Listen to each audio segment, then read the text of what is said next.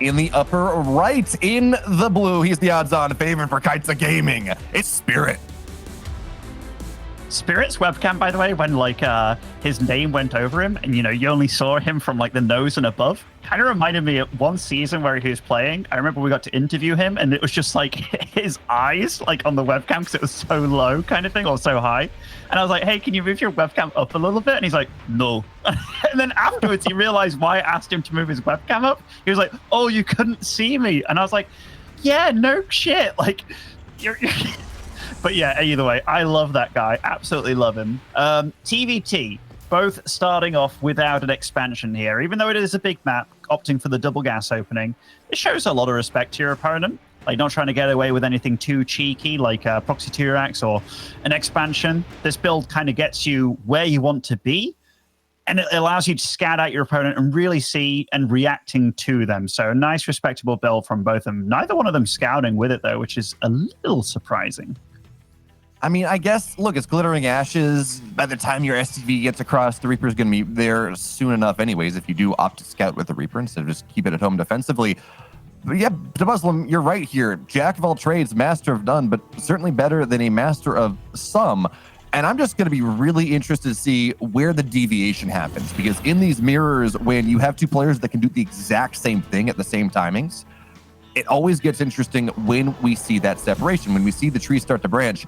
And I think we're going to have to see more from BattleB here. I want to see something maybe not super zany, maybe not young Yakov level crazy, although we didn't see that craziness in the last series, but at least something that flies in the face of the meta just a little bit, forces Spirit to think a little bit in this game and not just go, I'm going to play TVT by rote and I'm going to bop you. It's always very hard playing against Spirit, because even though he has been, like, over the last few years, a lot better than me, sometimes I have played against him, and he's done something so crazy that I've managed to take a map here and there, and I'm like, dude, why are you doing this? You're a lot better than me. You should be taking these kind of risks. But he'll do it. So this game, he does get to scout with his Reaper, get to see exactly what's going off. It's BattleB that's playing totally in the dark here. So he got to see that one Reaper show up, but he doesn't know what's happening behind it. Was that a Reaper with an expansion? Was it a Reaper into a reactor build? A lot of these things can be scary to go up against. But yeah, so far he's very content, and we have no real idea about how much these guys have played against each other in recent history, because yeah, they're both ladder beasts when it comes down to it. Now, they are in professional matches. BattleB has really not beaten Spirit all that much. It's we're looking at one total map in their entire history that BattleB has ever taken from the man. But, the Muslim, now is the time to do it. And they certainly haven't played too recently. But I guess the logic here for BattleB is TVT with this opener is somewhat rote. I mean, there are certainly other ways to do it. But again, if you are that underdog, you're going to try to squeeze out every little bit of an advantage that you can find. But as we move into the mid game, I'm curious to see how we get that stylistic, we were talking about it earlier, disadvantage, because BattleB is a very aggressive player. At least from what I've seen, he really likes to do that. And if I was to characterize Spirit, I know you talked about Spirit as this player who does weird stuff sometimes and you lose games that you shouldn't. But in my mind, at least, Spirit is just this late game god. Certainly in other matchups, he will just try to drag it out and beat you on 5 bases. So with that setup, yep. Oh, yeah, no, totally. Like, he's been known for playing or going to the late game before the late game is on the horizon, like throwing down mass command centers. He can technically just win the game right there and then, but, low ball, 5 command centers come down. But no, he's absolutely good at what he does. Here, it is a little unusual for him. Like, so he delayed his Cyclone to get out a really fast Raven. And here, so to do that, he made the tech lab on the factory, then switched it, which is a little bit risky in case some aggression comes your way. But then he's also going for a very early second barracks here, not the third CC. So even if you were to look at this and say which player is playing a little bit cheekier, a little bit riskier, it's definitely Spirit, because he's going to look to want to deal some damage with this opening. Whereas if BattleB survives and just holds, he's going to be looking pretty good with that much earlier third.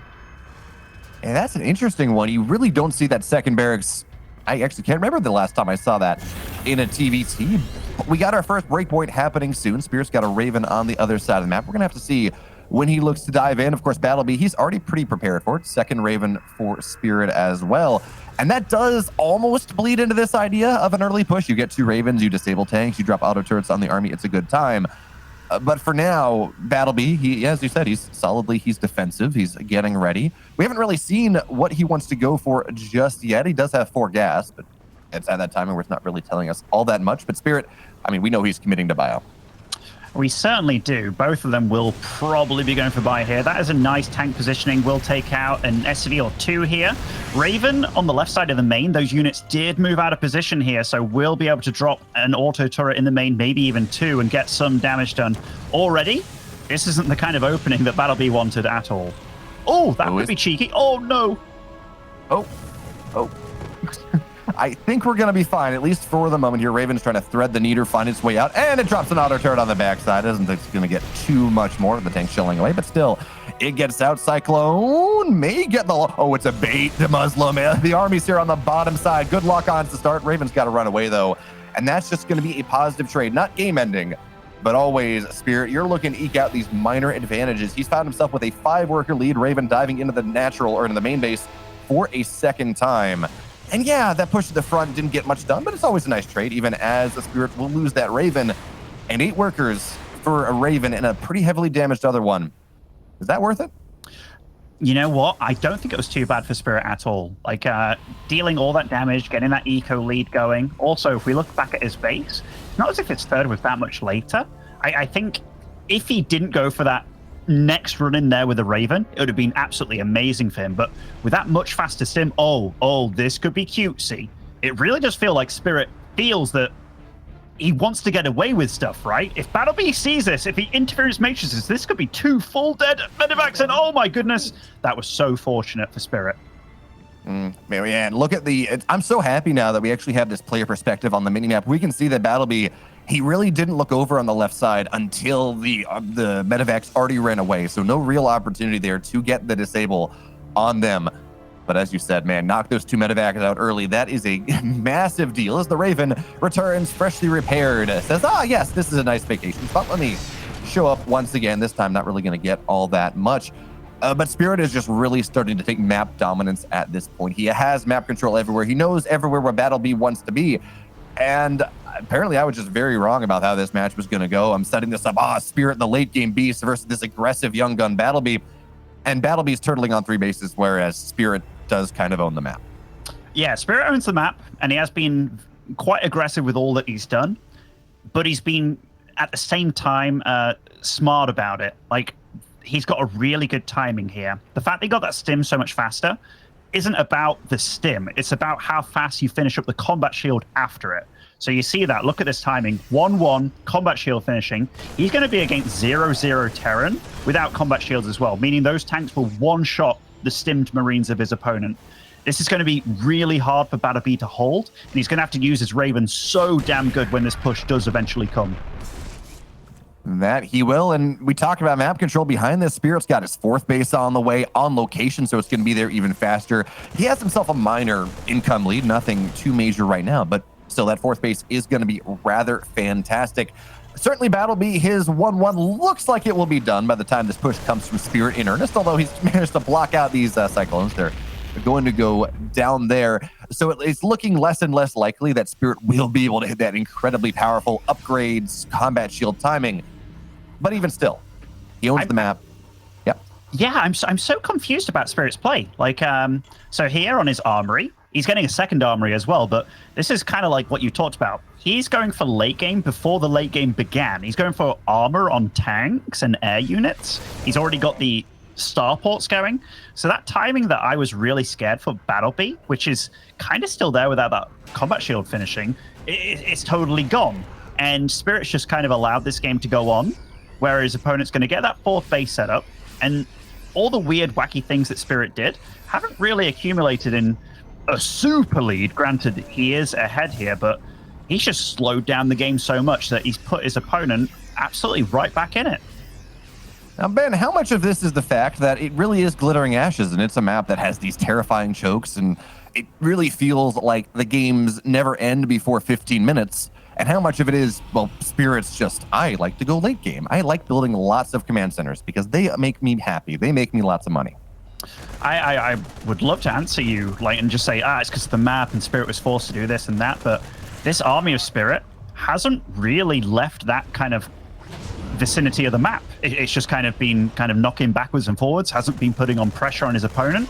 BattleB's starting to get his starports up and going, and don't get me wrong, Spirit's still in good stead here. But I think he could have done a lot more with it, which, yeah, definitely a decent play by BattleB to get himself here, but Spirit definitely missing the mark on maybe a few little things, because supply-wise, it's not as bad as it should be.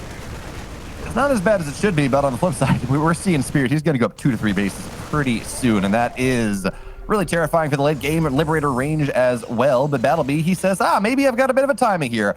I have my upgrades. I have tank attack coming up in a second, but these tanks on the high ground, they say no to that one. BattleB is going to be forced to give up that position, not really finding all that much, and we're starting to see the advantage just a little bit in Spirit getting those starports early. He does have a minor Viking lead, and he says, +1 Viking, that's as good as any number of Vikings here, as BattleB finds a little bit of a drop on the left side. It's something here, and that's actually a big Marine force on the left side, where Spirit, his entire army, is on the right side here. One of the downsides of expanding as quick as he has is it makes you spread out. It makes it a little bit harder to defend everywhere where you want to be, but tanks your siege on the right side. BattleB not doing all that much as he is now ready. That's like 30, 40 Marines simming into the natural here, trying to find something. The tanks not get siege up for Spirit, but there we go. 4th base or 7th base, whatever it is, looks like it will complete. BattleB forced back. But for a moment, at the very least, he's forcing Spirit around the map. But actually, wait a minute, he's not winning that fight. The Marines are going to go down, but there we go. Liberators on the backside then.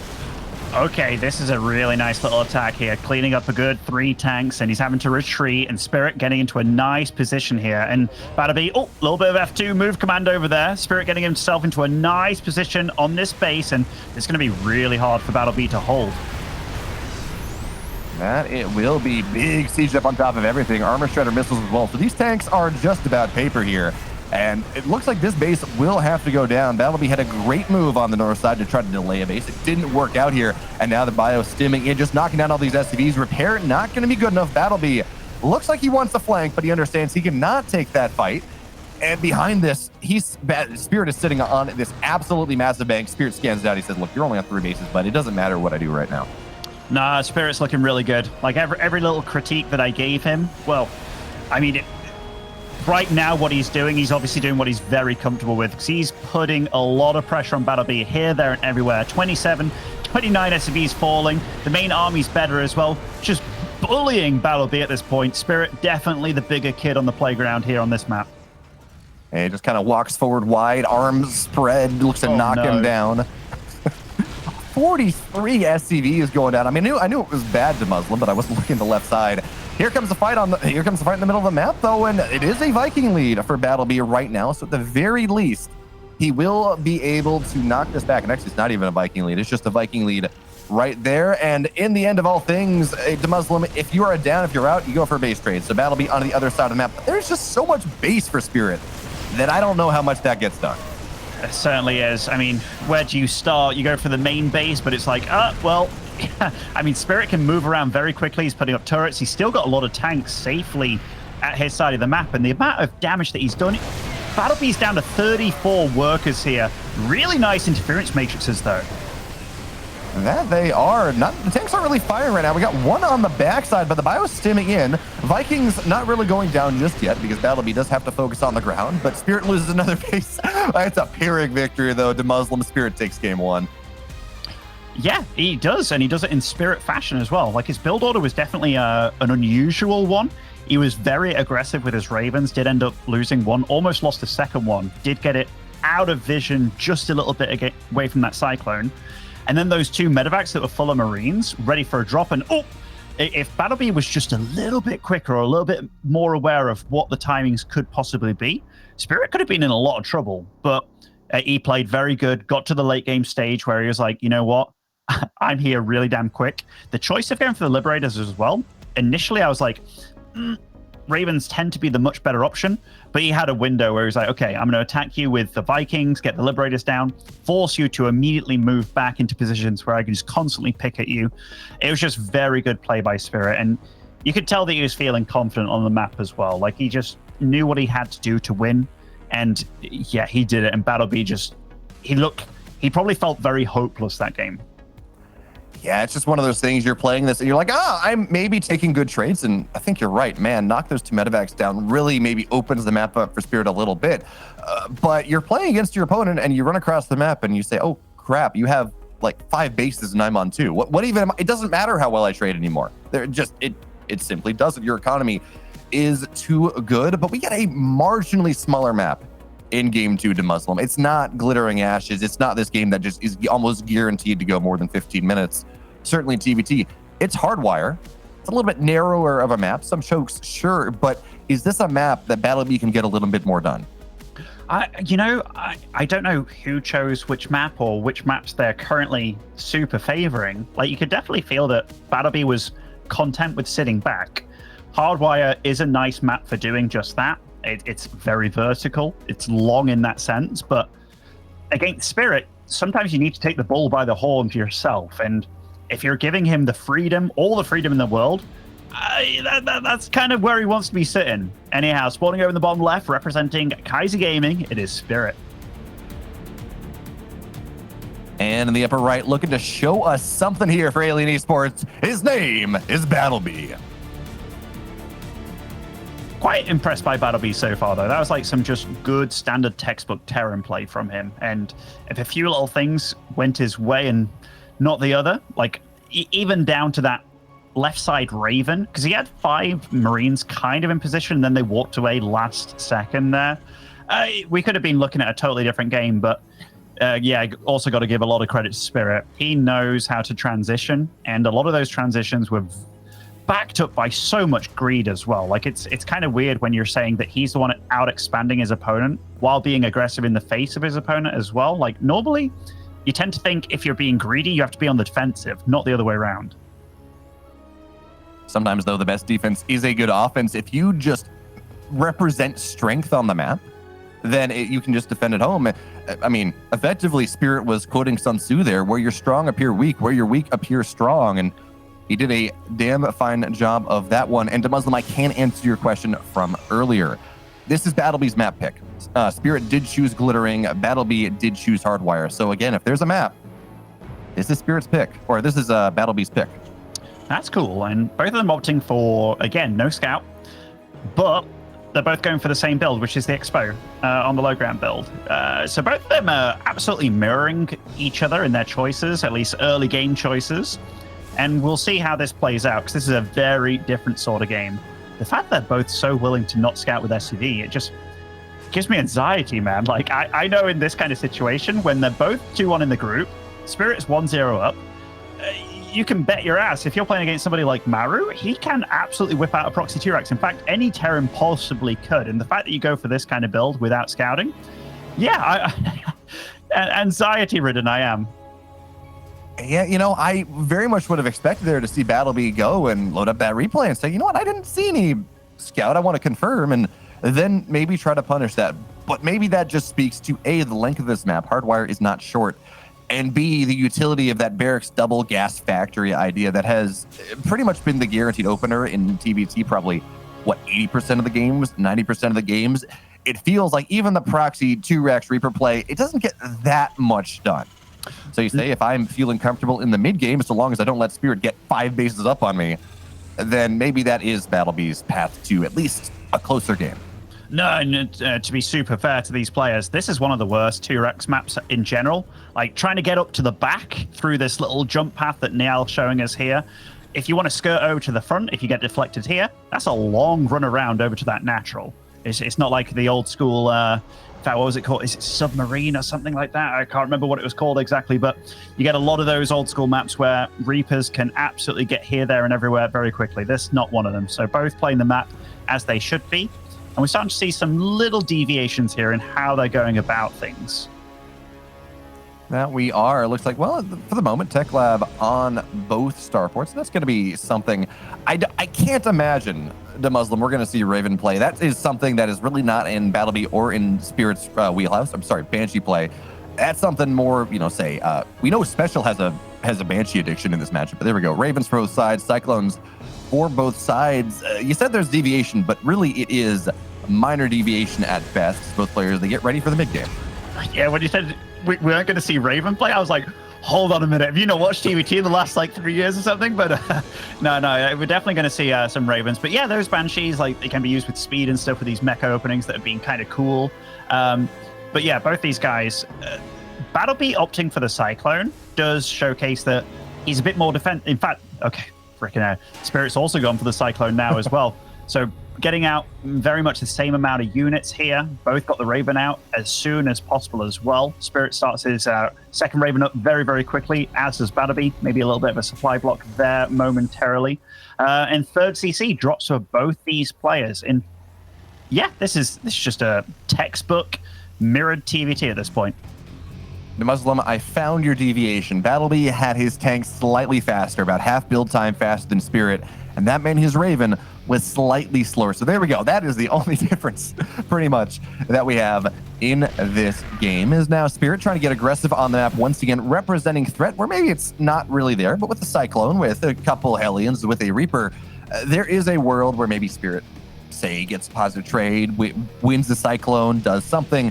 But at the very least, his entire goal here is to make BattleB feel uncomfortable, to not allow him to establish any presence on the map and then start to do that same thing. We saw that last game. Boa Constrict, become the octopus of Hardwire. Yeah, I like Spirit, how he's played the games out, because the first game, very aggressive with the Ravens. This game, not at all. And you can definitely feel that if you're in BattleB shoes, you're like, okay, the Ravens killed me last game. I'm going to have units in position now, here, there, and everywhere. Whereas Spirit, he's like, yeah, no, I can do that, but I can also do something else. Whereas it's BattleB that's trying to go with the, okay, I'm going to play as defensive and bulletproof as possible. If you're playing like that and you're giving your opponent a lot of freedom, it automatically makes you feel like you're the one worrying and panicking. You'll do things slower. And look at Spirit, he's got really good map vision with spread out Marines, spread out units on the map as well, even making some depots randomly placed. I like what Spirit's bringing to the table here in this series. Really, yeah, absolutely. It means he's just a little bit faster in every aspect. His upgrades are going to be marginally faster. His stim, I mean, these are very small things, third base on location, whatever. But BattleB will be able to draw out part of this army, but Spirit notices he's back in front. And now to Muslim, as we do have such just extreme parity in this situation, they're differing by one supply. Upgrades are, 10 seconds off at maximum. What is our inflection point? What is the moment where BattleB or Spirit says, yeah, I feel comfortable enough that I can start to move on the map and actually start playing anything more than the macro game in earnest?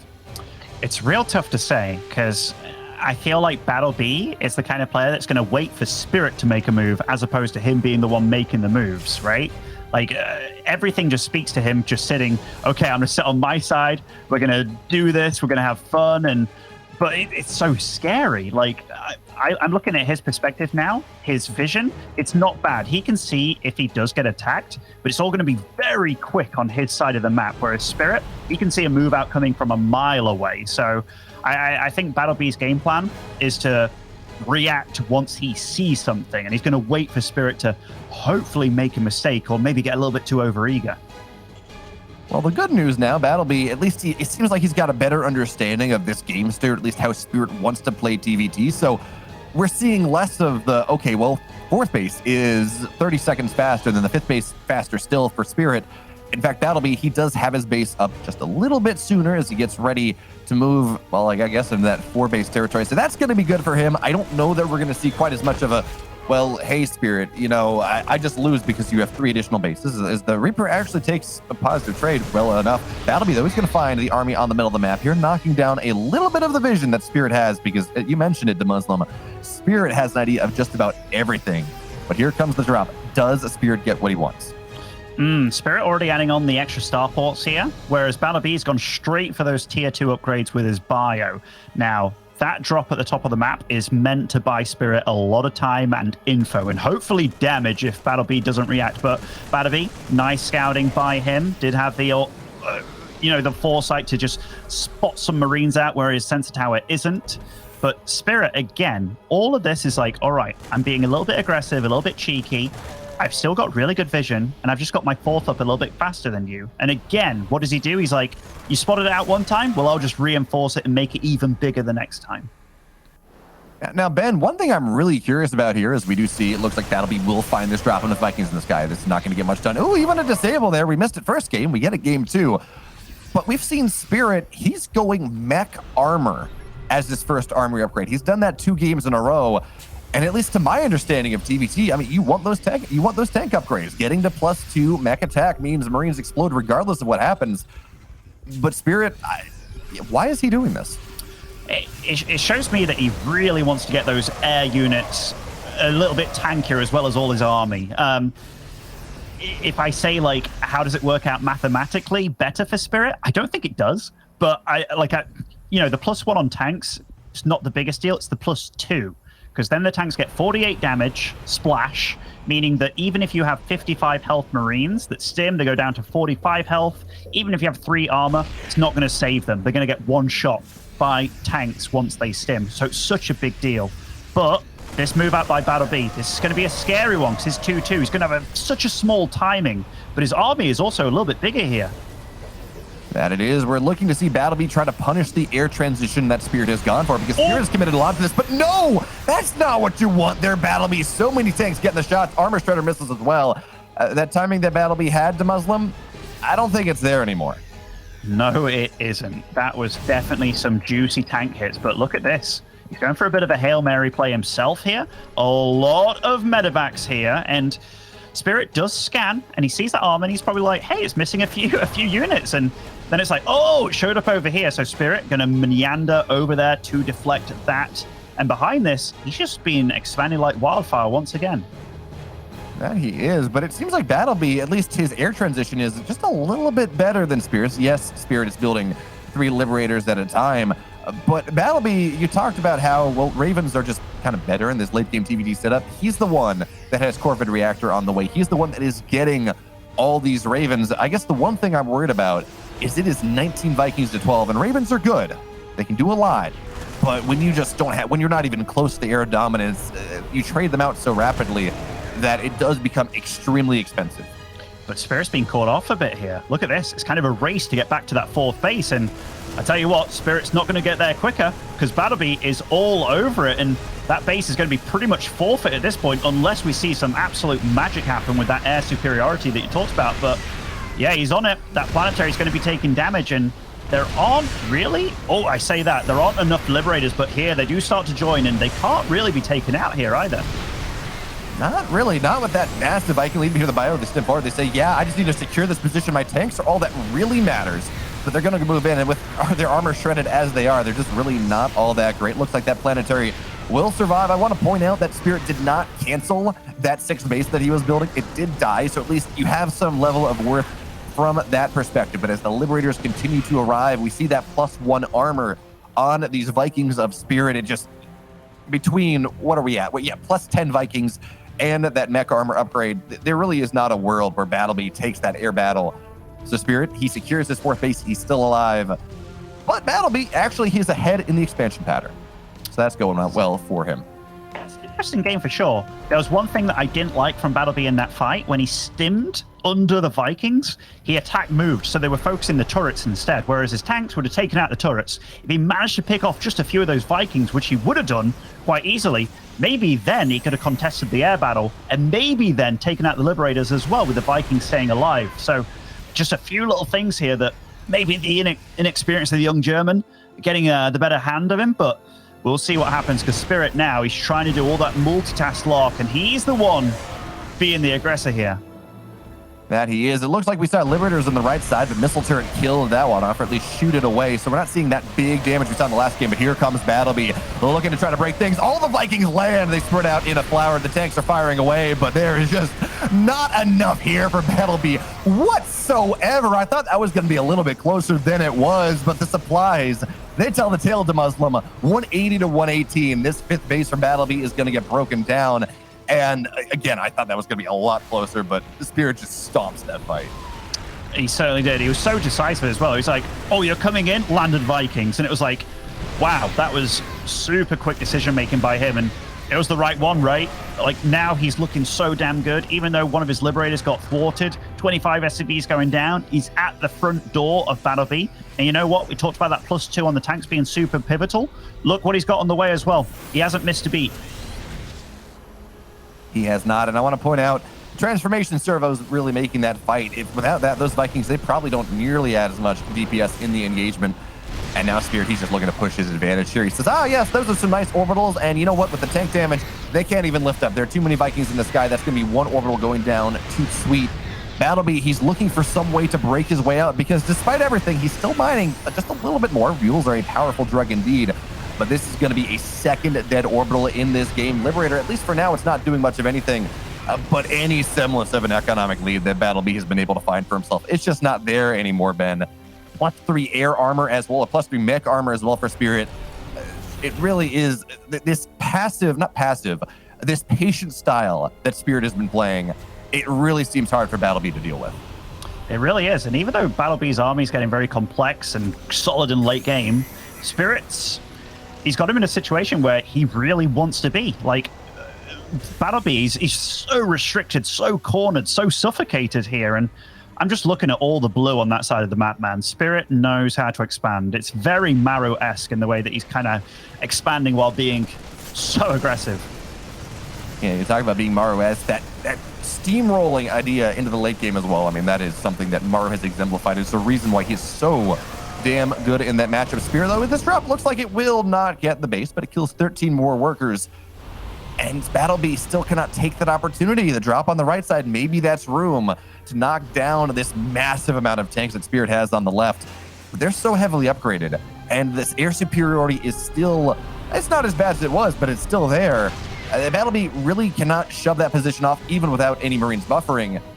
And as you said, Spirit just continues to constrict the map.